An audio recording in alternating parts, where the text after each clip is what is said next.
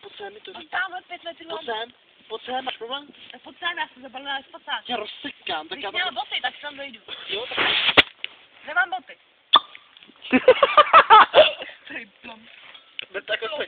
Kdyby já budu vítat, prostě sprdala. Plom. Má rychlovka, no. Ty vole, můžeš posvítit, prosím? Ty vole, ty láš. Musím dovalit.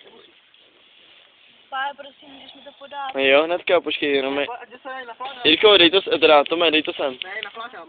Dělej, kašle na to, že mi... Pojď mi podej pytel. Jaký pytel, no. To je modrej. No to je výborný, tyjo, já jsem bez placák. Podej mi ten modrý pytel. Tak čemu ho potřebuješ? Na bydlení.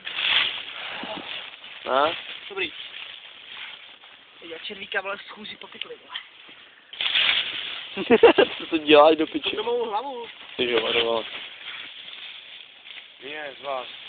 Páro, máš to... Kdyby jenom tobě, ty vole, nám je tady zlošem. To je javoré, ty vole, nám je sebe, ty vole. Já Ty máš dělej, já už to práce vás. Jo, ale za jakou cenu, hele. Ty za žádnou. No, zatím právě, brouku. Ty vole, do piči, ty vole, když si uvědomím, kdy mám spát, ty vole. Do prdele.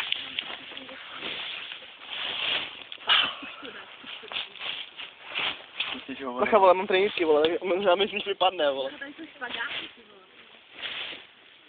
Pojď ho, vole. Jsem ještě neviděl. Ty si naflákat? Jaké mám v brámce?